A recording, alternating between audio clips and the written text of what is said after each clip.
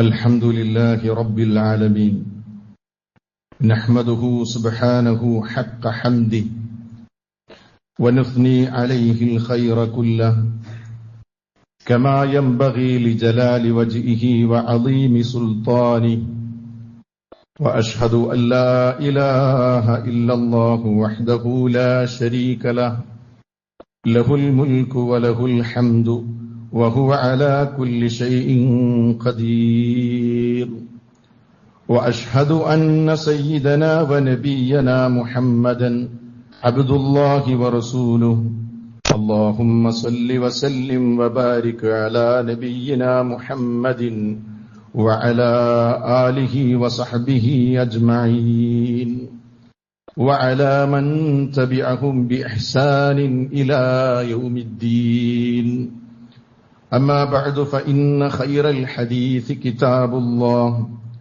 وخير الهدي هدي محمد صلى الله عليه وسلم وشر الأمور محدثاتها وكل بدعة ضلالة وكل ضلالة في النار فيا عباد الله أوصيكم ونفسي بتقوى الله أعوذ بالله من الشيطان الرجيم يا أيها الذين آمنوا اتقوا الله حق تقاته ولا تموتن إلا وأنتم مسلمون بسم الله الرحمن الرحيم الذي خلقني فهو يهدين والذي هو يطعمني ويسقين وإذا مرضت فهو يشفين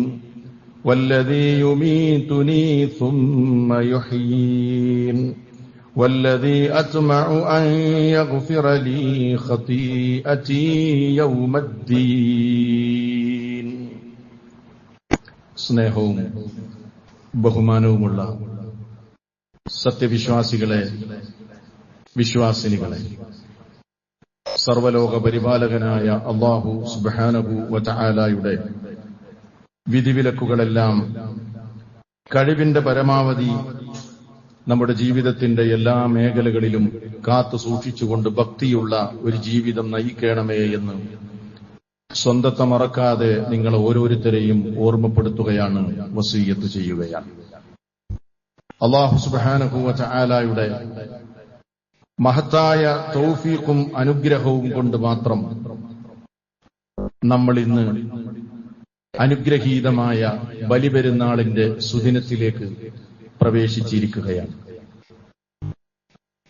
നമ്മെ സംബന്ധിച്ചിടത്തോളം വളരെ സന്തോഷകരമായ ഒരു സുദിനമാണ് ഇന്നത്തെ സുദിനം. പരസ്പരം സന്തോഷം പകരാൻ, എല്ലാ വേദനകളും മറന്നുകൊണ്ട് പുഞ്ചിരിക്കാൻ, അതിലുപരി സർവലോക പരിപാലകനായ അല്ലാഹു സുബ്ഹാനഹു വ തആലയിലേക്ക് അടുക്കുവാൻ അല്ലാഹു വലിയ നിഅമത്ത് എന്ന നിലക്ക് നമുക്ക് നിശ്ചയിച്ചു തന്ന സന്തോഷത്തിന്റെ സുദിനമാണ് ഈദുൽ അദ്ഹ, അതുപോലെ തന്നെ ഈദുൽ ഫിത്റുമൊക്കെ. വിശ്വാസികളെ, ഈ സുദിനത്തിന്റെ പ്രത്യേകത എന്താണ് എന്ന് നാം ഓർത്തിട്ടുണ്ടോ? ഇന്ന് നമ്മൾ നേരം പുലർന്ന ഈ ദിവസത്തിന്റെ മഹത്വം എന്താണ്? മഹാനായ റസൂൽ കരീം സല്ലല്ലാഹു അലൈഹി വസല്ലം അവിടുന്ന് പറഞ്ഞു, ഇന്ന അഅ്ളമൽ അയ്യാമി ഇൻദല്ലാഹി തബാറക വ തആല യൗമുൻ നഹർ. സുബ്ഹാനല്ലാഹ്, അല്ലാഹുവിന്റെ അടുക്കൽ മലിക്കുൽ ജബ്ബാറായ നാഥന്റെ അരികിൽ ഏറ്റവും മഹത്വരമായ, ഏറ്റവും അനുഗ്രഹീതമായ ദിവസങ്ങളിൽ, ആ ദിവസങ്ങളിൽ മുന്നിൽ നിൽക്കുന്നത് യൗമുൻ നഹർ, ഇന്നത്തെ ദിനമാണ്, അഥവാ ബലിദിനമാണ്. ദുൽഹിജ്ജ 10 അത്രയും വലിയൊരു അനുഗ്രഹത്തിലേക്കാണ് നമ്മൾ പ്രവേശിച്ചിരിക്കുന്നത്. ഈ ഒരു സന്ദർഭത്തിൽ അള്ളാഹുവിന്റെ ഈ ഭവനത്തിൽ ഒരുമിച്ചു ചേർന്ന എല്ലാ വിശ്വാസിനികൾക്കും ഇന്നത്തെ ഈ ദിവസത്തിന്റെ ആശംസ നേരാൻ ഞാൻ ആഗ്രഹിക്കുകയാണ്. തഖബ്ബലല്ലാഹു മിന്നാ വമിൻകും സ്വാലിഹൽ അഅ്മാൽ. വിശ്വാസികളെ, മഹാനായ ഖലീലുർ റഹ്മാൻ ഇബ്രാഹിം അലൈഹിസ്സലാമിന്റെ ത്യാഗത്തിന്റെ സ്മരണകൾ നമ്മളുടെ ഹൃദയങ്ങളിലേക്ക് കടന്നു വരേണ്ട ഒരു സന്ദർഭത്തിലൂടെയാണ് നമ്മൾ ഇപ്പോൾ കടന്നുപോയിക്കൊണ്ടിരിക്കുന്നത്.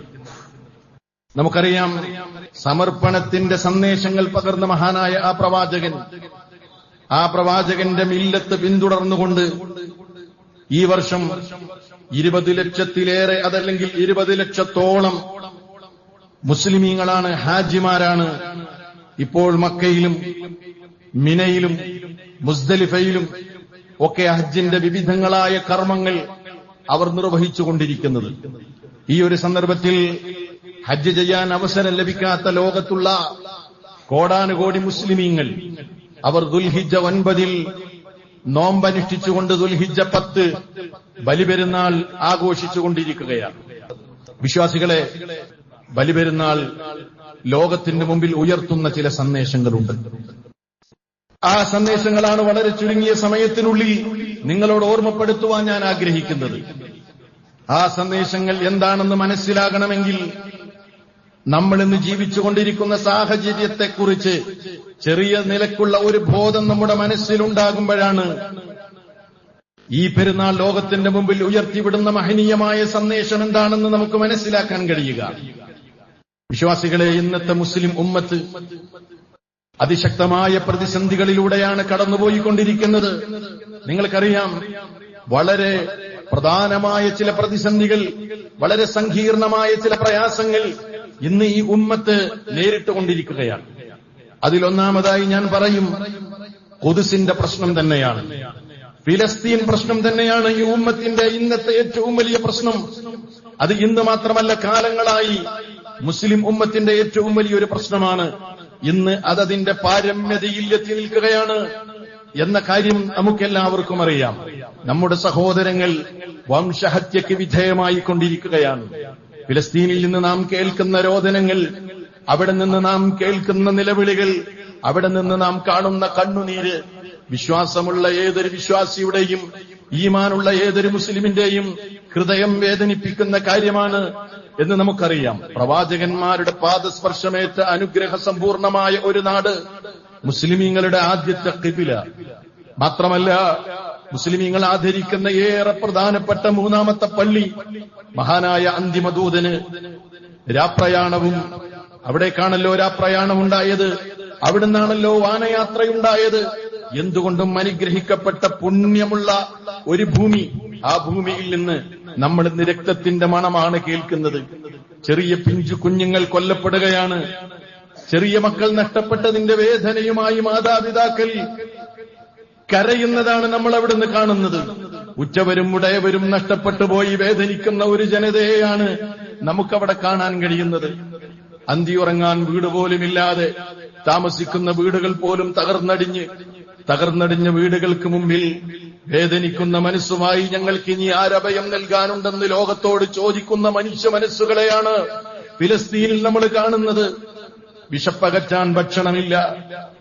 ഭക്ഷണത്തിന് ക്യൂ നിൽക്കുമ്പോൾ അവിടെ പോലും ബോംബ് വർഷിക്കപ്പെട്ട് ജൂതന്റെ കിരാതമായ ആക്രമണങ്ങൾക്ക് വിധേയമായി കഴിഞ്ഞ നാളുകൾ കൂടി വിശപ്പകറ്റാൻ ഭക്ഷണത്തിന് ക്യൂ നിൽക്കുന്ന മനുഷ്യരാണ് മരിച്ചു വീഴുന്നത് നമ്മൾ കാണുന്നത്.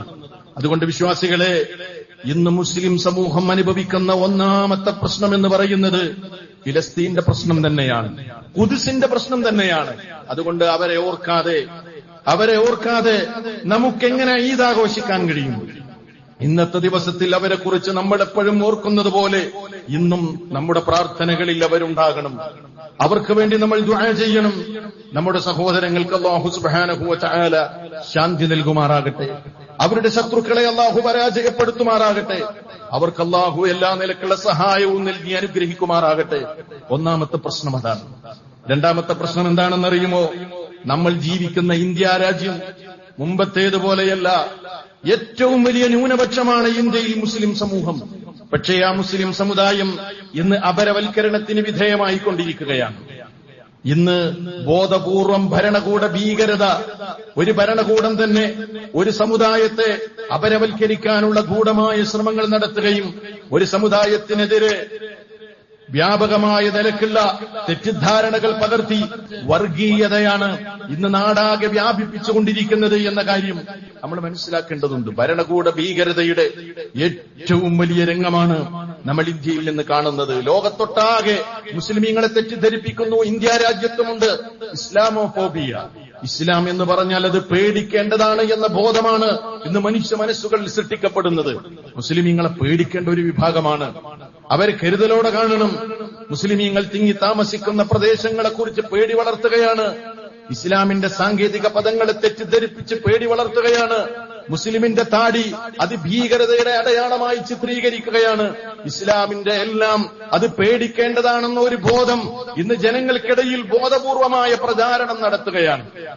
എന്റെ ഈ മുമ്പിലിരിക്കുന്ന വിശ്വാസികളെ നിങ്ങളൊന്ന് ചിന്തിച്ചു നോക്കൂ. തീവ്രവാദം, ഭീകരവാദം എന്ന പദം അത് മുസ്ലിമീങ്ങൾക്ക് മാത്രം കുത്തകയായി അവകാശപ്പെട്ട ഒരു പദമല്ലല്ലോ. പക്ഷേ ഭീകരവാദം എന്നും തീവ്രവാദം എന്നുമൊക്കെ ലോകത്ത് ആ പദം ഉപയോഗിക്കുമ്പോൾ തന്നെ ജനങ്ങളുടെ മനസ്സുകളിലേക്ക് വരുന്നൊരു ചിന്തയുണ്ട്. ആ ചിന്ത ആരാണ് ഇവിടെ ചിത്രീകരിച്ചത്? ആ നിലക്കുള്ളൊരു ചിത്രം ആരാണ് ഇവിടെ ഉണ്ടാക്കിയത്? ആലോചിച്ചു നോക്കൂ.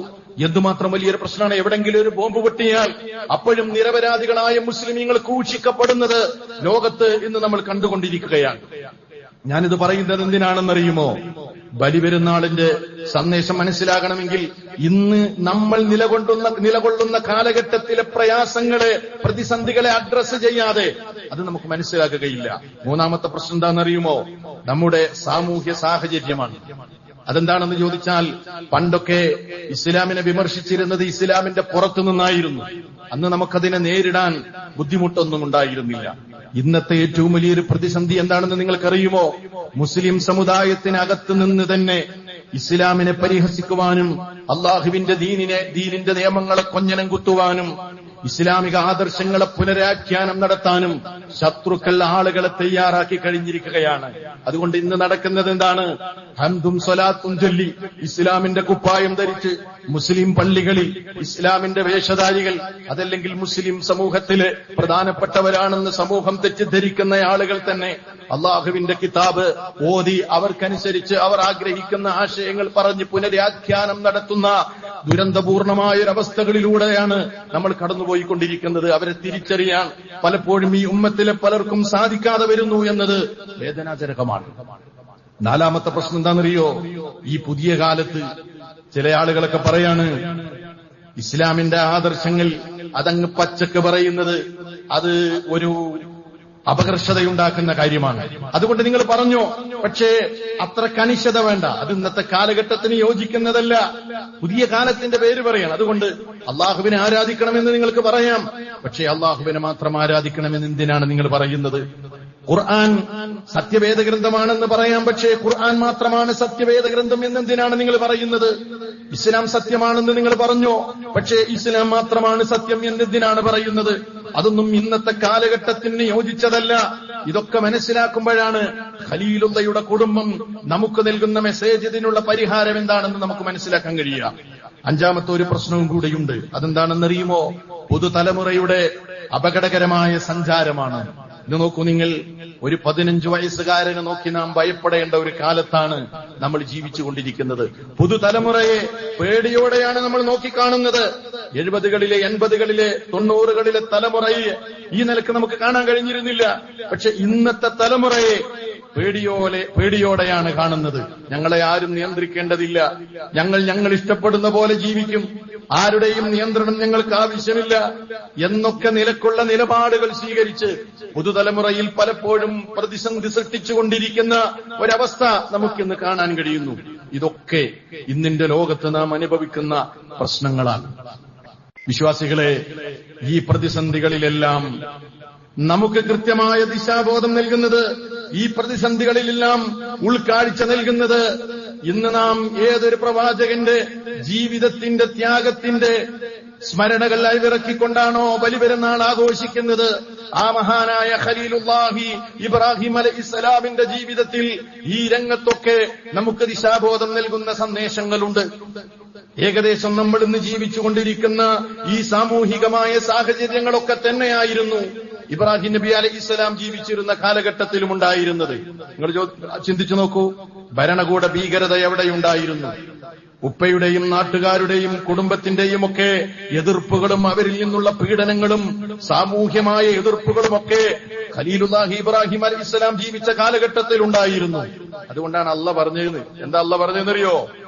ഖദ് കാനത് ലക്കും ഉസ്വത്തുൻ ഹസനത്തുൻ ഫീ ഇബ്രാഹീമ വല്ലദീന മഅഹു.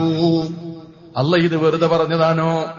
സൂറത്തുൽ മുംതഹനയുടെ 4-ാമത്തെ വചനത്തിൽ കാണാം, ഖദ് കാനത് ലക്കും, നിങ്ങൾക്കുണ്ട് ജനങ്ങളെ, ഉസ്വത്തുൻ ഹസന, ഏറ്റവും നല്ല മാതൃകയുണ്ട്, ഫീ ഇബ്രാഹീമ, ഇബ്രാഹീമിലും അതേപോലെ വല്ലദീന മഅഹു, അദ്ദേഹത്തിന്റെ കൂടെയുണ്ടായിരുന്ന വിശ്വാസികളിലും ലോകമേ നിങ്ങൾക്ക് ഉത്തമ മാതൃകയുണ്ട് എന്ന് അല്ലാഹു സുബ്ഹാനഹു വ തആല പറയുകയാണ്. ആ മാതൃക എന്താണെന്ന് നമുക്കൊന്ന് പരിശോധിക്കാം വളരെ ചുരുങ്ങിയ സമയം കൊണ്ട്. നിങ്ങൾ വിശുദ്ധ ഖുർആൻ മറിച്ചു നോക്കൂ. ഖുർആനിൽ 25 അധ്യായങ്ങളിൽ 69 ഇടങ്ങളിൽ പരാമർശിക്കപ്പെട്ട പ്രവാചകനാണ് ഇബ്രാഹിം അലൈഹിസ്സലാം. എത്ര തവണ? 25 അധ്യായങ്ങളിൽ 69 തവണയാണ് ഖലീലുർ റഹ്മാൻ ഇബ്രാഹിം അലൈഹിസ്സലാമിനെ കുറിച്ച് അല്ലാഹ് പറഞ്ഞിരിക്കുന്നത്. അത് കേവലം അദ്ദേഹത്തിന്റെ ഒരു ജീവചരിത്രം പറഞ്ഞതല്ല, മറിച്ച് ആ ജീവചരിത്രത്തിലപ്പുറം അദ്ദേഹത്തിന്റെ ജീവിതത്തിലുണ്ടായ ഇൻസിഡന്റുകൾക്കപ്പുറം, ആ ചരിത്ര ആഖ്യാനങ്ങൾക്കപ്പുറം അദ്ദേഹത്തിന്റെ പാദമുദ്രകളെ നിങ്ങൾ പിന്തുടരണം. എങ്ങനെയാണ് നമ്മുടെ നേതാവ് ജീവിച്ചത്? ചിന്തിച്ചു നോക്ക്. പരീക്ഷണത്തിന്റെ തീച്ചൂളയിലായിരുന്നു അവിടുന്ന് ജീവിച്ചത്. ഓരോ പ്രതിസന്ധികളും ജീവിതത്തിൽ വരുമ്പോൾ, ഏതൊരു പ്രതിസന്ധികൾ വരുന്ന സമയത്തും വിശ്വാസത്തിൽ ഒരു അണുകിട വ്യതിചലിക്കാതെ വിശ്വാസത്തിൽ ഉറച്ചു നിന്നുകൊണ്ടാണ് അതിനെയെല്ലാം അദ്ദേഹം നേരിട്ടത്. അതുകൊണ്ട് തന്നെ ചരിത്രത്തിൽ ഇബ്രാഹിം അലൈഹിസ്സലാമിന്റെ സംഭവങ്ങളെ നമ്മൾ വായിക്കുമ്പോൾ അത് ഒരു മഹാസംഭവമായിരുന്നു. അദ്ദേഹം ഒരു വ്യക്തിയല്ല, മറിച്ച് അദ്ദേഹം ഒരു സമുദായമായിരുന്നു എന്നാണ് അല്ലാഹു സുബ്ഹാനഹു വ തആല പറയുന്നത്. ഇന്ന ഇബ്രാഹിം, തീർച്ചയായും ഇബ്രാഹിം, കാനത്ത് ഉമ്മത്തൻ, അദ്ദേഹം ഒരു സമുദായമായിരുന്നു. ഒരു സമുദായത്തിന് ചെയ്തു തീർക്കാവുന്ന, അതല്ലെങ്കിൽ ഒരു സമുദായത്തിന് പോലും ചെയ്തു തീർക്കാനാവാത്തത് ഒറ്റയ്ക്ക് ചെയ്തു തീർക്കാൻ അദ്ദേഹത്തിന് സാധിച്ചു. അതാണ് ഇബ്രാഹിം നബി അലൈഹിസ്സലാമിനെ കുറിച്ച് നമ്മൾ മനസ്സിലാക്കേണ്ടത്. വിഗ്രഹാരാധനയോട് ബാല്യം മുതൽക്ക് തന്നെ അപജ്ഞ തോന്നിയ ആ മഹാനായ പ്രവാചകന് കാരണം എന്തെന്നറിയുമോ? വിഗ്രഹാരാധകന്റെ മകനായിട്ടാണ് ജനിച്ചു വീഴുന്നത്. ഇറാഖിൽ നിന്ന് 400 കിലോമീറ്റർ അകലെ ഊർ എന്ന് പറയുന്ന ഒരു ഗ്രാമത്തിൽ വിഗ്രഹാരാധകനായ ഒരു പൂജാരിയുടെ മകനായി ഖലീലുള്ള ജനിച്ചു വീഴുകയാണ്. ജനിച്ചു വീഴുമ്പോൾ തന്നെ വിഗ്രഹങ്ങൾക്ക് മുമ്പിൽ വാപ്പ കൊണ്ടുപോയി വെക്കുന്ന നിവേദ്യങ്ങൾ അത് എലികൾ തിന്ന് നശിപ്പിക്കുന്നതാണ് ആ മോന് കാണുന്നത്. അപ്പൊ ചെറുപ്പം മുതൽക്ക് തന്നെ ഈ വിഗ്രഹങ്ങളോടും വിഗ്രഹാരാധനയോടുമൊക്കെ അവജ്ഞ തോന്നി. അങ്ങനെ വളർന്നു വലുതായി യുവാവാകുകയാണ്. ദൈവീക ബോധനം ലഭിക്കുകയാണ്. വീടിന്റെ അകത്ത് നിന്ന് തന്നെ വാപ്പയോട് തർക്കമാരംഭിക്കുന്നു. ഖുർആൻ അത് പറയുകയാണ്. ഇത് ഖാല ലി അബീഹി യാ അബതി ലിമ തഅബുദു മാ ലാ യസ്മഉ വലാ യുബ്സിറു വലാ യുഗ്നി അൻക ശൈആ. എന്റെ പൊന്നുപിതാവേ, നിങ്ങൾ എന്താണ് ഈ ചെയ്തുകൊണ്ടിരിക്കുന്നത്?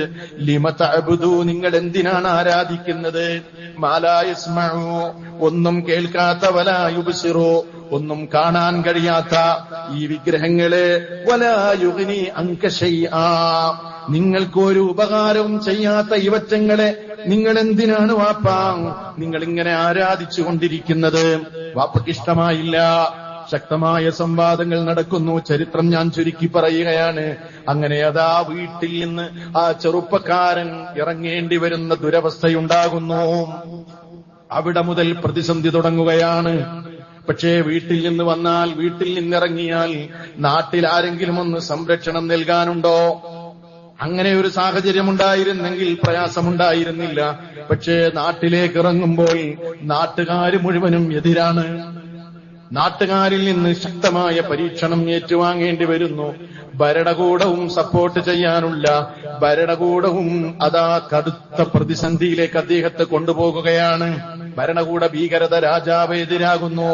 അപ്പൊ വിഗ്രഹാരാധകരായ വാപ്പയും കുടുംബവും അതേപോലെ തന്നെ സമൂഹവും ആ നാട് ഭരിച്ചിരുന്ന രാജാവും എല്ലാവരും ഒരു യുവാവിനെതിരെ എതിരാകുമ്പോൾ ആ പ്രതിസന്ധിയെ ഞാൻ എങ്ങനെ വിശദീകരിക്കും? എനിക്ക് പറഞ്ഞു തരാൻ കഴിയില്ല. ആ കടുത്ത പ്രതിസന്ധി അഗ്നികുണ്ഡാരത്തിലേക്ക് അദ്ദേഹത്തെ എറിയപ്പെടുന്നത് വരെ ആ പ്രതിസന്ധി നീണ്ടുപോകുകയാണ്. ഇങ്ങനെയൊക്കെയാണെങ്കിലും തനിക്കൊന്ന് സപ്പോർട്ട് ചെയ്യാൻ ഒരു മക്കളുണ്ടായിരുന്നെങ്കിൽ, തന്റെ കൂടെ നടക്കാൻ മക്കളുണ്ടായിരുന്നെങ്കിൽ അതൊരാശ്വാസമായിരുന്നു. വാപ്പയ്ക്ക് സമാധാനം നൽകാൻ മക്കളുണ്ടായിരുന്നെങ്കിൽ അതൊരു വലിയ സന്തോഷമായിരുന്നു. സാറയായിരുന്നു ജീവിത സഖി. മക്കളുണ്ടായിരുന്നില്ല. ദുഃഖം അവരെ അലട്ടിക്കൊണ്ടിരുന്നു. അവസാനം സാറ പറയുന്നു, പ്രിയപ്പെട്ട ഭർത്താവിനോട് പറയാണ്, ഈ പോക്ക് പോയാൽ ശരിയാകില്ല, നിങ്ങൾ മറ്റൊരു വിവാഹം കഴിക്കണം. അങ്ങനെ അതാ അടിമ സ്ത്രീയായ ഹാജറിനെ സാറയുടെ ആഗ്രഹപ്രകാരം ഇബ്രാഹിം നബി അലൈഹിസ്സലാം വിവാഹം ചെയ്യുകയാണ്. മനസ്സിലാക്കണം നമ്മൾ. എന്നിട്ടും മക്കളില്ല. അങ്ങനെ അതാ ജീവിതം നീണ്ടുപോകുകയാണ്. ജീവിതത്തിന്റെ സായം സന്ധിയിൽ കരഞ്ഞു കലങ്ങിയ കണ്ണുമായി, തപിക്കുന്ന മനസ്സുമായി റബ്ബിനോട് ദുആ ചെയ്യുകയാണ് ഒരു പ്രവാചകൻ. അങ്ങനെ ഏകദേശം ചരിത്രം പറയുന്നത് 86ാമത്തെ വയസ്സിലാണ് കുഞ്ഞു ജനിക്കുന്നത്. പക്ഷേ ആ കുഞ്ഞു ജനിച്ച് തന്റെ കുഞ്ഞിന്റെ കൂടെ, ഭാര്യയുടെ കൂടെ ഒരു കുടുംബജീവിതം ഏതൊരു മനുഷ്യനും സ്വപ്നം കാണുമല്ലോ. അവിടെ മുതലതാ ഖലീലുർ റഹ്മാൻ, പരമകാരുണ്യകന്റെ കൂട്ടുകാരനെ രാജാതിരാജനായ റബ്ബ് പരീക്ഷിക്കാൻ ആഗ്രഹിക്കുകയാണ്. അവിടെ നിന്ന് പരീക്ഷണം തുടങ്ങുകയാണ്. പറക്കമുറ്റാത്ത ഈ കുഞ്ഞുമകനെയും നിന്റെ ഭാര്യയെയും നീ ഇവിടെ താമസിപ്പിക്കുകയല്ല വേണ്ടത്, അവരോടൊപ്പം കുടുംബജീവിതം നയിക്കുകയല്ല വേണ്ടത്, മറിച്ച് എന്റെ ആജ്ഞ നീ സ്വീകരിച്ചു കൊള്ളണം. അവരെയുമായിട്ട് വിജനമായ അറേബ്യൻ മരുഭൂമിയിൽ കൊണ്ടുപോയി അവരെ താമസിപ്പിക്കണേ. എന്നിട്ട് നീ അവിടെ നിൽക്കരുത്, നീ തിരിച്ചു വരണം. സുബ്ഹാനല്ലാഹ്, എന്തൊരു പരീക്ഷണമാണ്.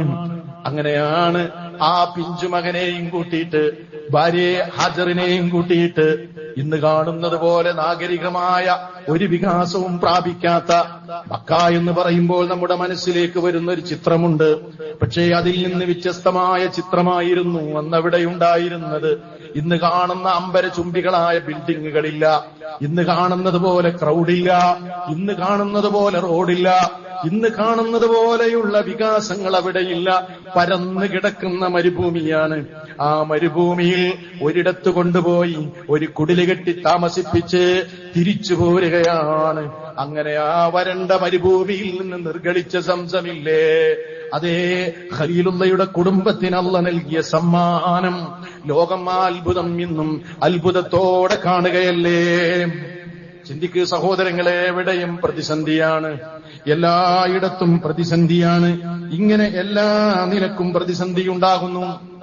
അങ്ങനെ പിന്നീട് ഒരു അനുവാദമുണ്ടാകുമ്പോഴാണ് മക്കത്തേക്ക് പോകുന്നത്. അങ്ങനെ ഒരിക്കൽ മക്കത്ത് ചെല്ലുകയാണ് ഇബ്രാഹിം അലൈഹിസ്സലാം. അന്ന് ചോര പൈതലിനെ അവിടെയാക്കി തിരിച്ചു പോരുമ്പോ ചെറിയൊരു പിഞ്ചു പൈതലായിരുന്നു. പിന്നീട് ഒരിക്കൽ തിരിച്ചു ചെല്ലുമ്പോൾ അതാ തന്റെ കൂടെ കൈപിടിച്ച് നടക്കാൻ പ്രായമുള്ള കാലമാണ്. വാപ്പയ്ക്ക് എന്തെങ്കിലുമൊക്കെ ചെയ്തു കൊടുക്കാൻ കഴിവുള്ള പ്രായമാണ്.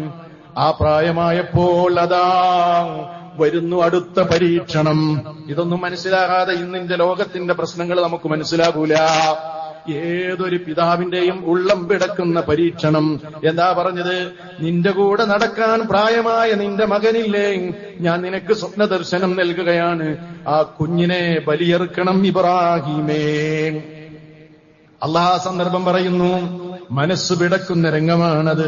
ഫലമ്മാ ബലഗ മഅഹു സഅയ ഖാല യാ ബുനയ്യ ഇന്നി അറാ ഫിൽ മനാമി അന്നി അദ്ബഹുക ഫൻദുർ മാദാ തറാ യാ ഖാല യാ അബതി ഫഅൽ മാ തുഅ്മർ സതജിദുനി ഇൻഷാ അല്ലാഹു മിനസ് സാബിരീൻ. അതെ, കൂടെ അധ്വാനിക്കാൻ പ്രായമായപ്പോൾ അല്ലാഹു പറയുകയാണ്, അല്ല കൊടുത്ത സ്വപ്ന ദർശനം മോനോട് പറയുകയാണ്, യാ ബുനയ്യ, എന്റെ പൊന്നുമോനെ, ഇന്നി അറാ ഫിൽ മനാമി അന്നി അദ്ബഹുക, നിന്നെ ബലി നൽകാനാണല്ലോ റബ്ബ് പറയുന്നത്. എന്താ മോനെ നിന്റെ അഭിപ്രായം? എന്താ പറയുന്നത്?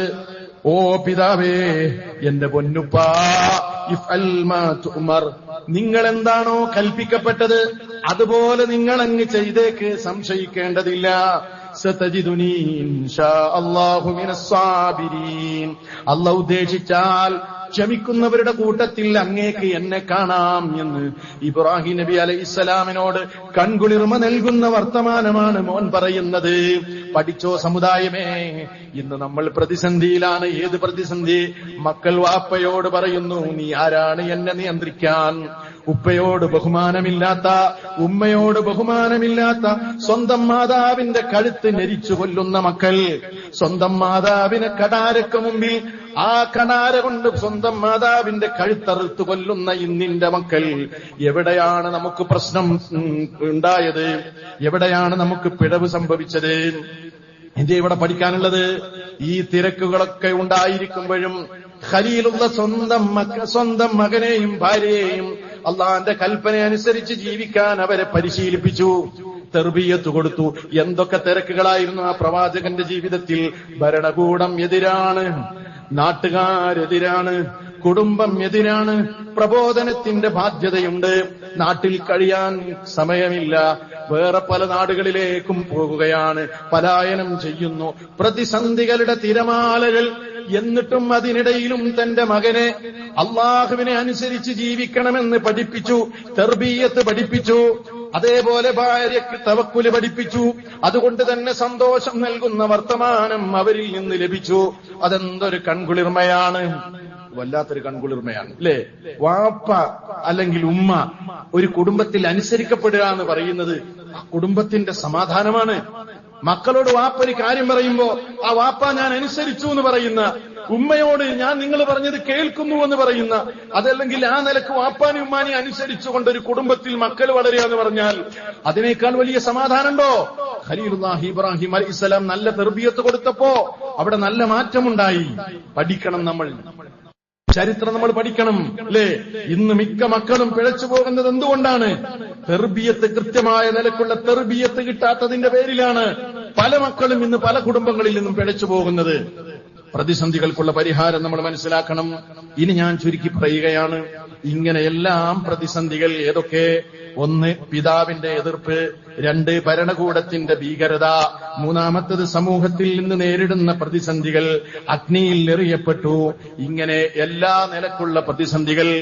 നിങ്ങളൊന്ന് ആലോചിച്ച് നോക്കി, നമ്മുടെ സമുദായത്തിൽ തൊട്ട ചില ആളുകൾ ഇത്തരം പ്രതിസന്ധികൾ ഉണ്ടായാൽ എന്താ പറയാ? എന്തൊരള്ളയാണ്, എന്നെ എന്തൊരു പരീക്ഷണാണ് പരീക്ഷിക്കുന്നത്. ചിലരൊക്കെ ഇസ്ലാമെന്ന് തന്നെ ഒഴിവായി പോകും. കാരണം ദീനെന്നെ ഉപേക്ഷിക്കാൻ, ദൈവനിഷേധിയാകാൻ കാരണമാകും. എത്ര നിസ്കരിച്ചിട്ടും സൽക്കർമ്മങ്ങൾ ചെയ്തിട്ടും അള്ളാഹ് എന്നെ പരീക്ഷിക്കാണല്ലോ, ഈ ദുരന്തങ്ങളൊക്കെ ഞാൻ ഏറ്റുവാങ്ങേണ്ടി വരികയാണല്ലോ, അതുകൊണ്ട് എനിക്ക് ഇനി ദീനും വേണ്ട, ഒന്നും വേണ്ട, ഇസ്ലാമും വേണ്ട എന്ന് പറഞ്ഞ് എല്ലാം ഇട്ടെറിഞ്ഞു പോകും അല്ലേ? ഒരു ദൈവനിഷേധിയാകാനുള്ള എല്ലാ വഴികളും മുമ്പിലുണ്ട്. എന്നിട്ടും ഖലീലുള്ള ചെയ്തത് എന്താണ്? ഇത് ഖാല ലഹു റബ്ബുഹു അസ്ലിം ഖാല അസ്ലംതു ലിറബ്ബിൽ ആലമീൻ. അതേ റബ്ബ് അദ്ദേഹത്തോട് പറയാണ്, സമർപ്പിക്ക് ഇബ്രാഹിമേ, കീഴൊതുങ്ങി ഇബ്രാഹിമേ, ഒരിക്കലും സംശയിച്ചു നിൽക്കുന്നില്ല. അതേ അസ്ലംതു ലിറബ്ബിൽ ആലമീൻ, ലോകരുടെ നാഥന് ഞാനിതാ എന്നെ സമർപ്പിച്ചിരിക്കുന്നു. റബ്ബേ, നീ എന്ത് പറഞ്ഞാലും അത് ഉൾക്കൊള്ളാനും അനുസരിക്കാനും ഞാൻ തയ്യാറാണ്. എല്ലാ പ്രതിസന്ധികളെയും നേരിട്ടത് അങ്ങനെയാണ്. ഹസ്ബുനല്ലാഹ് വനിഅമൽ വകീൽ, എനിക്കെന്റെ റബ്ബ് മതി, വരമേൽപ്പിക്കാൻ അവനെത്ര നല്ലവനാണ്. ഖലീലുള്ള പറഞ്ഞ മുദ്രാവാക്യം അതാണ്. അതല്ലേ ഞാൻ ആമുഖത്തിൽ നിങ്ങളെ ഓതിക്കേൽപ്പിച്ചത്?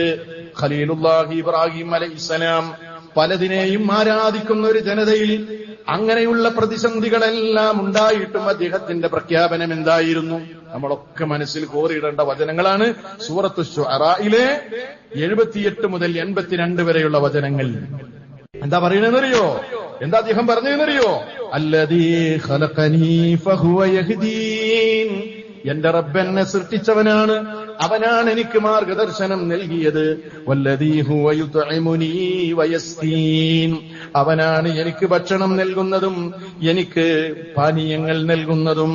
വഇദാ മരിദ്തു ഫഹുവ യശ്ഫീൻ, ഇനി ഞാൻ രോഗിയായാൽ എനിക്ക് സുഖം നൽകുന്നതും അവൻ തന്നെയാണ്. വല്ലദീ യുമീതുനീ സുമ്മ യുഹീൻ. ഇനി എന്നെ മരിപ്പിക്കുന്നതും എന്നെ ഇനി ജീവിപ്പിക്കുന്നതും അവൻ തന്നെയാണ്. വല്ലദീ അത്മഉ അൻ യഗ്ഫിറ ലീ ഖതീഅതി യൗമദ്ദീൻ. ഇനി പുനരുദ്ധാന ദിവസം എന്റെ പാപങ്ങളെല്ലാം എനിക്ക് പുറത്തു തരുന്നതും ആ പ്രതീക്ഷയും എനിക്ക് അവനിൽ തന്നെയാണുള്ളത്. അല്ലാഹുവിൽ അങ്ങ് തവക്കുൽ ചെയ്തപ്പോ എല്ലാ പ്രതിസന്ധികളിൽ നിന്നും അദ്ദേഹത്തിന് രക്ഷപ്പെടാനും സമാധാനം ലഭിക്കാനും അത് കാരണമായി. അതുകൊണ്ട് ഈദ് നൽകുന്ന സന്ദേശം എന്താണെന്നറിയോ? ഈദ് നൽകുന്ന സന്ദേശം എന്ന് പറയുന്നത് പ്രതിസന്ധികളിൽ നിർഭയത്വവും സമാധാനവും തൗഹീദിലൂടെയല്ലാതെ ഒരിക്കലും ലഭിക്കുകയില്ല എന്ന ഏറ്റവും മർമ്മപ്രധാനമായ മെസ്സേജാണ് ഈ ബലിപെരുന്നാൾ ലോകത്തിന്റെ മുമ്പിൽ ഉയർത്തിവിടുന്നത്. ഏത് ദൈവേതര ശക്തികളെ ആരാധിച്ചാലും, ഏത് തന്നെ ഔലിയാക്കളുടെ മുമ്പിൽ പ്രാർത്ഥിച്ചാലും, ഏത് തന്നെ ആരാധ്യന്മാരുടെ മുമ്പിൽ എന്ത് തന്നെ പറഞ്ഞാലും ഏകദൈവ വിശ്വാസിക്ക് ലഭിക്കുന്ന സമാധാനവും നിർഭയത്വവും ലഭിക്കുകയില്ലെന്ന് ലോകത്തോട് ഉറക്കെ വിളിച്ചു പറയുകയാണ് ബലിപെരുന്നാൾ. അതെ, സുരക്ഷയും സമാധാനവും നിർഭയത്വവും തൗഹീദിലൂടെയല്ലാതെ ലഭ്യമല്ല. ഈ ആയത്തൊന്ന് കേട്ടോ, സൂറത്തുൽ അൻആം 82-ാമത്തെ ആയത്ത്. അല്ലദീന ആമനൂ വലം യൽബിസൂ ഈമാനഹും ബിദുൽമിൻ ഉലൈക ലഹുമുൽ അംനു വഹും മുഹ്തദൂൻ. എന്റെ മനസ്സിനെ ഏറെ ചിന്തിപ്പിച്ച ഒരു ആയത്താണിത്.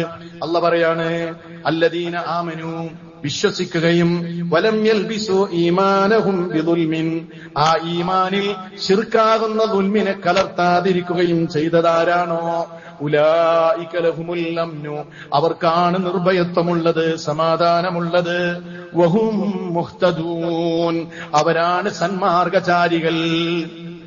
സുബ്ഹാനല്ലാഹ്, ആലോചിച്ച് നോക്ക്, എന്ത് വലിയല്ലേ. അപ്പൊ നമ്മൾ ഇന്ന് അനുഭവിക്കുന്ന വംശഹത്യയാകട്ടെ, അപരവൽക്കരണമാകട്ടെ, സാമൂഹിക പ്രതിസന്ധിയാകട്ടെ, ഉമ്മത്തിൽ നിന്ന് നാം അനുഭവിക്കുന്ന ബുദ്ധിമുട്ടുകളാകട്ടെ, നിശ്ചയദാർഢ്യമുള്ള തൗഹീദുണ്ടെങ്കിൽ അതിനെയെല്ലാം അതിജയിക്കാനും സമാധാനത്തോടെ ജീവിക്കാനും അള്ളാഹുവിന്റെ സഹായവും റബ്ബിങ്കിൽ നിന്നുള്ള അനുഗ്രഹവർഷവും ഈ ഉമ്മത്തിനുണ്ടാകുമെന്ന് നമ്മൾ പഠിക്കുക. സഹോദരങ്ങളെ, ഈ ഈദിന്റെ സുദിനത്തിൽ മറ്റൊരു കാര്യവും കൂടെ ഓർമ്മപ്പെടുത്തി ഞാൻ അവസാനിപ്പിക്കട്ടെ. ആഘോഷങ്ങൾ എന്തിനു വേണ്ടിയാണ് അള്ളാഹു നമുക്ക് നൽകിയത്? ആലോചിച്ച് നോക്ക്. നമ്മുടെ ജീവിതത്തിൽ നമ്മളിങ്ങനെ സഞ്ചരിക്കുമ്പോ, നമ്മളിപ്പോ ഒരു ഉദാഹരണം പറയുകയാണെങ്കിൽ, ഒരു മരുഭൂമിയിലൂടെ ഇങ്ങനെ സഞ്ചരിക്കാന്ന് വിചാരിച്ചോ. മരുഭൂമിയുടെ അവസ്ഥ നിങ്ങൾക്കറിയില്ലേ? മുകളിൽ ചുട്ടുപൊള്ളുന്ന സൂര്യനാണ്, അടിയിൽ ചുട്ടുപൊള്ളുന്ന മണലാണ്. ആ മരുഭൂമിയിലൂടെ സഞ്ചരിക്കുമ്പോ അത് രസമുള്ള കാര്യമാണോ? അല്ല. അങ്ങനെ ആ മരുഭൂമിയിലൂടെ ഒരാൾ ഇങ്ങനെ യാത്ര ചെയ്യുകയാണെങ്കിൽ നമ്മുടെ ജീവിതത്തെ അങ്ങനെ ഒന്ന് ഉപമിച്ചു നോക്കൂ. യാത്ര ചെയ്യുമ്പോൾ ഇടയ്ക്കിങ്ങനെ അയാൾ ഇങ്ങനെ നടന്നു പോകുമ്പോ ദാഹിക്കുന്നുണ്ട്. അപ്പോഴാണ് ആ മരുഭൂമിയുടെ മധ്യത്തിൽ അയാൾ ഒരു പച്ചത്തുരുത്ത് കാണുന്നത്, പുല്ലൊക്കെ ഉള്ള ഒരു പച്ചത്തുരുത്ത്. അവിടെ ഒരു തെളിനീർ തടാകമുണ്ട്, ചെറിയൊരു തെളിനീർ തടാകമുണ്ട്. അതിങ്ങനെ കാണുമ്പോ ആ വരണ്ട മരുഭൂമിയിൽ ആ മനുഷ്യന്റെ മനസ്സിൽ ഉണ്ടാകുന്ന സന്തോഷം എത്രയാണ്. ഇതേപോലെയാണ് ജീവിതത്തിൽ പ്രതിസന്ധികളും ദുഃഖങ്ങളും പ്രയാസങ്ങളൊക്കെയായി നമ്മൾ ജീവിച്ചുകൊണ്ടിരിക്കുമ്പോ മനുഷ്യ പ്രകൃതിയെ അംഗീകരിക്കുകയും മനസ്സിലാക്കുകയും ചെയ്ത ഇസ്ലാം മനുഷ്യന് സമാധാനം കിട്ടാൻ വേണ്ടിയാണ് ജീവിതത്തിൽ ഇതേ നിലക്കുള്ള ആഘോഷങ്ങളെ അല്ലാഹു സംവിധാനിച്ചിരിക്കുന്നത്. ആഘോഷങ്ങൾ എന്തിനാണ്? മാനസിക ഉല്ലാസത്തിനാണ്, മനസ്സിന്റെ സമാധാനത്തിനാണ്. എല്ലാം മറന്നുകൊണ്ട്, ദുഃഖങ്ങൾ മറന്നുകൊണ്ട് സന്തോഷിക്കാനുള്ളതാണ്. പക്ഷേ ഈ ഉമ്മത്തിനൊരു വലിയ അപകടം സംഭവിച്ചിട്ടുണ്ട്. ഇന്ന് ആഘോഷങ്ങൾ എന്നൊക്കെ പറയുമ്പോ, പെരുന്നാൾ എന്നൊക്കെ പറയുമ്പോ ഇന്ന് നമ്മുടെയൊക്കെ മനസ്സിലേക്ക് വരുന്നത് എന്താണെന്നറിയോ? മെഗാ ഓഫറുകൾ, വലിയ സമ്മാനങ്ങൾ, വലിയ വലിയ ഓഫറുകൾ പ്രഖ്യാപിച്ച മാളുകൾ അല്ലേ? അവിടെ എത്ര രൂപയുടെ ഓഫറുണ്ട്, അവിടെ വലിയ വിലക്കിഴിവുണ്ട്. ഇതൊക്കെയാണ് ആഘോഷങ്ങൾ എന്ന് പറയുമ്പോ. എന്നിട്ട് എന്താ ചെയ്യുന്നതെന്നറിയോ? ഒരു സാധനത്തിന് 100 രൂപ വില കൂട്ടിയിട്ടിട്ട് ഒരു 25 രൂപ ഓഫർ കൊടുക്കും. എന്നിട്ട് മെഗാ ഡിസ്കൗണ്ട് സെയിലുകൾ. അതിൽ നിന്നൊരു സാധനം വാങ്ങിയാ എനിക്ക് 25 രൂപ ഡിസ്കൗണ്ട് കിട്ടി. അങ്ങനെ ആ ഓഫറുകളൊക്കെ വാങ്ങി സായുജ്യമടയാണ് ഓരോ മലയാളിയും. ഇതിലൊക്കെ ആനന്ദം കണ്ടെത്തുകയാണ്. ഇതാണ് ആഘോഷം എന്നാണ് പലരും മനസ്സിലാക്കിയത്. അല്ല, ആഘോഷങ്ങൾ എന്ന് പറയുന്നത് ആത്മീയ അതല്ലെങ്കിൽ മനുഷ്യർ തമ്മിലുള്ള ബന്ധങ്ങളെ വിളക്കി ചേർക്കുമ്പോഴാണ്. അതുകൊണ്ട് ഇന്നത്തെ സുദിനത്തിൽ നമ്മുടെ ബന്ധങ്ങൾ വിളക്കി ചേർക്കാൻ നമ്മൾ സമയം കാണണം. നമ്മൾ ആരോടെങ്കിലും പിണങ്ങി നിൽക്കുന്നുണ്ടെങ്കിൽ അവരോട് നന്നാകാൻ ഇന്നത്തെ ദിവസം നമുക്ക് കഴിയണം. നമ്മുടെ അയൽപക്ക ബന്ധവും നമ്മുടെ മാതാപിതാക്കളും കുടുംബവും സമൂഹവുമാകുന്ന നമ്മൾ ബന്ധപ്പെട്ട് കിടക്കുന്നവരോടൊക്കെ ബന്ധം ചാർത്താൻ ഇന്നിന്റെ സുദിനത്തിൽ നമുക്ക് കഴിയണം. ഇല്ലെങ്കിൽ നമ്മുടെ മേൽ ശാപമുണ്ടാകും. ആകാശത്തിന്റെ കവാടങ്ങൾ പരമകാരുണ്യകനായ റബ്ബ് നമുക്ക് മുമ്പിൽ കൊട്ടിയടക്കും. ഈ ദുനിയാവിൽ അല്ലാഹുവിന്റെ അനുഗ്രഹങ്ങൾ നമുക്ക് ലഭിക്കില്ല. പരലോകത്ത് അവന്റെ നരകാഗ്നിക്ക് നമ്മൾ കീഴ്പ്പെടേണ്ടി വരും എന്ന് നമ്മൾ മനസ്സിലാക്കി. അതുകൊണ്ട് ബന്ധങ്ങളെ വിളക്കി ചേർക്കണം. ആഘോഷങ്ങൾ അതിരുവിടാനുള്ളതല്ല, നിയന്ത്രണങ്ങൾ ആവശ്യമാണ്. ആഘോഷങ്ങളിൽ മാത്രമല്ല, ജീവിതത്തിലൊക്കെ നിയന്ത്രണങ്ങൾ നമുക്ക് ആവശ്യമാണ്. അതുകൊണ്ട് തന്നെ ആഘോഷം എന്ന് പറയുമ്പോൾ എന്തും ചെയ്യാനുള്ള ഒരു ലൈസൻസ് ആണ് എന്ന് ആരും ധരിക്കേണ്ടതില്ല. ലോകത്ത് ആഘോഷങ്ങളുടെ പേരിൽ മനുഷ്യ ജീവൻ പോലും പൊലിഞ്ഞു പോകുന്ന വാർത്തകളാണ് കഴിഞ്ഞ ദിവസങ്ങളിൽ നമ്മൾ കണ്ടത്. ഫുട്ബോൾ മത്സരത്തിലും മറ്റുമൊക്കെ ജീവൻ പൊലിഞ്ഞു പോകുന്നതാണ്. പക്ഷേ ഇസ്ലാം അങ്ങനെയല്ല. മനുഷ്യന്റെ ജീവൻ, അവന്റെ ബുദ്ധി, അവന്റെ അഭിമാനം, അതേപോലെ തന്നെ അവന്റെ അന്തസ് ഒക്കെ ഉയർത്തിപ്പിടിച്ചുകൊണ്ടുള്ള ആഘോഷമാണ്. അതുകൊണ്ട് ലഹരി നുണഞ്ഞുള്ള ഒരു ആഘോഷം ഇസ്ലാമിലില്ല. പലപ്പോഴും ലോകത്ത് പല ആഘോഷങ്ങളും കഴിഞ്ഞാൽ ഗവൺമെന്റുകൾ കോടികളുടെ കണക്കുകൾ നിരത്തി മദ്യം വിറ്റ കണക്കുകൾ നിരത്തുമ്പോൾ ഇസ്ലാം മദ്യത്തിനെതിരാണ്. അത് മനുഷ്യന്റെ ബുദ്ധിക്ക് തടസ്സം നിൽക്കുന്നതാണ്, അവന്റെ വിവേകം നഷ്ടപ്പെടുത്തുന്നതാണ്, അവനല്ലാതാക്കി മാറ്റുന്നതാണ്. സമൂഹത്തിൽ ഛിദ്രതയും കുഴപ്പങ്ങളും തലപൊക്കാൻ മദ്യവും ലോട്ടറിയും ചൂതാട്ടവും ഒക്കെ കാരണമാണ്. അതുകൊണ്ട് അത്തരം പ്രവൃത്തികൾ ചെയ്തുകൂടാ എന്ന് അല്ലാഹു സുബ്ഹാനഹു വ തആല നമുക്ക് താക്കീത് നൽകുന്നുണ്ട്. അതുകൊണ്ട് അത്തരം കാര്യങ്ങളൊക്കെ ശ്രദ്ധിച്ചുകൊണ്ടും ചിന്തിച്ചുകൊണ്ടുമാണ് നമ്മൾ ഇന്നത്തെ സുദിനത്തെ കൊണ്ടാടേണ്ടത്. വരാനിരിക്കുന്ന മറ്റുള്ള ദിവസങ്ങളെയും നമ്മൾ കൊണ്ടാടേണ്ടത്. അതാണ് നാം ഉയർത്തിപ്പിടിച്ച തക്ബീർ ധ്വനികൾ അർത്ഥമാക്കുന്നത് എന്ന് നമ്മൾ മനസ്സിലാക്കേണ്ടതുണ്ട്. അല്ലാഹു അക്ബർ, അല്ലാഹു അക്ബർ, അല്ലാഹു അക്ബർ, ലാ ഇലാഹ ഇല്ലല്ലാഹു, അല്ലാഹു അക്ബർ, അല്ലാഹു അക്ബർ, വലില്ലാഹിൽ ഹംദ്. അള്ളയാണ് എനിക്ക് വലുത്, അവന്റെ നിർദ്ദേശങ്ങൾ കഴിഞ്ഞിട്ടേ എനിക്ക് മറ്റുള്ളതെന്തുമുള്ളൂ. റബ്ബാണ് എനിക്ക് വലുത്, അതാണ് കണ്ടമിടറി ഇത്രയും സമയം നാം ചൊല്ലുന്നത്, ഇനി നാം ചൊല്ലിക്കൊണ്ടിരിക്കുന്നത് ലാ ഇലാഹ ഇല്ലല്ലാഹ്. അല്ലാഹയല്ലാതെ മറ്റൊരു ഇലാഹില്ലേ ഇല്ല. ഞാൻ എന്റെ ആരാധനകൾ മുഴുവനും എന്റെ റബ്ബിനെ സമർപ്പിക്കുകയുള്ളൂ. ഒരു ശക്തിയോടും ഞാൻ ദുആ ചെയ്യുകയോ ഒന്നിനോടും ഞാൻ പ്രാർത്ഥിക്കുകയോ ഒന്നും ഞാൻ ചെയ്യില്ല എന്ന പ്രഖ്യാപനമാണ് തക്ബീറിലൂടെ നാം ലോകത്തിന്റെ മുമ്പിൽ പ്രഘോഷിക്കുന്നത്. ആ നിലക്ക് ഈദിന്റെ സുദിനത്തെ ആഘോഷിക്കാൻ അല്ലാഹു സുബ്ഹാനഹു വ തആല നമുക്കെല്ലാവർക്കും തൗഫീഖ് നൽകി അനുഗ്രഹിക്കുമാറാകട്ടെ. അവന്റെ കൽപ്പനകളെ ശിരസാവഹിച്ചുകൊണ്ട് ഈദിന്റെ സുദിനത്തിൽ അനുവദിക്കപ്പെട്ട സന്തോഷങ്ങളിൽ ഉൾപ്പെടാൻ റബ്ബ് നമുക്ക് തൗഫീഖ് നൽകി അനുഗ്രഹിക്കുമാറാകട്ടെ. ഇന്നത്തെ ദിവസം നമ്മുടെ കൂടെ ഒത്തുചേരാൻ കഴിയാതെ പലരും രോഗികളായി വീടുകളിൽ കഴിഞ്ഞുകൂടുന്നവരുണ്ട്. അല്ലാഹു സുബ്ഹാനഹു വ തആല അവരുടെ രോഗങ്ങൾക്ക് ശമനം നൽകി അനുഗ്രഹിക്കുമാറാകട്ടെ. ലോകത്ത് നമ്മൾ നമ്മുടെ കുടുംബത്തിന്റെ കൂടെ സന്തോഷത്തോടെ ഈദാഘോഷിക്കുമ്പോഴും അതിന് സാധിക്കാതെ ശത്രുക്കളുടെ പീഡനങ്ങൾക്ക് വിധേയമായി വീട് പോലുമില്ലാതെ എല്ലാം നഷ്ടപ്പെട്ട് വേദനിക്കുന്ന നമ്മുടെ സഹോദരങ്ങൾ, അല്ലാഹു അവരുടെ മേൽ അവന്റെ സമാധാനം എത്രയും വേഗം വർഷിപ്പിക്കുമാറാകട്ടെ. ശത്രുവിനെതിരിൽ അല്ലാഹു ഈ ഉമ്മത്തിന് സഹായം നൽകി അനുഗ്രഹിക്കുമാറാകട്ടെ. اللهم اغفر للمؤمنين والمؤمنات والمسلمين والمسلمات الأحياء منهم والأموات إنك سميع قريب مجيب الدعوات. اللهم أعز الإسلام والمسلمين وأذل الشرك والمشركين ودمر أعداء الدين وانصر عبادك الموحدين. اللهم انصر أمة محمد، اللهم انصر أمة محمد، اللهم اصلح أمة محمد، اللهم ارحم أمة محمد. اللهم احفظ بلادنا من الفتن ما ظهر منها وما بطن. ربنا لا تجعلنا فتنة لقوم الظالمين. اللهم منزل الكتاب سريع الحساب، اللهم احزمهم وزلزلهم. اللهم منزل الكتاب سريع الحساب، اللهم احزمهم وزلزلهم. اللهم انصر من نصر الدين واخذل من خذل الإسلام والمسلمين. ربنا افرغ علينا صبرا وثبت أقدامنا وانصرنا على القوم الكافرين. ربنا آتنا في الدنيا حسنة وفي الآخرة حسنة وقنا عذاب النار.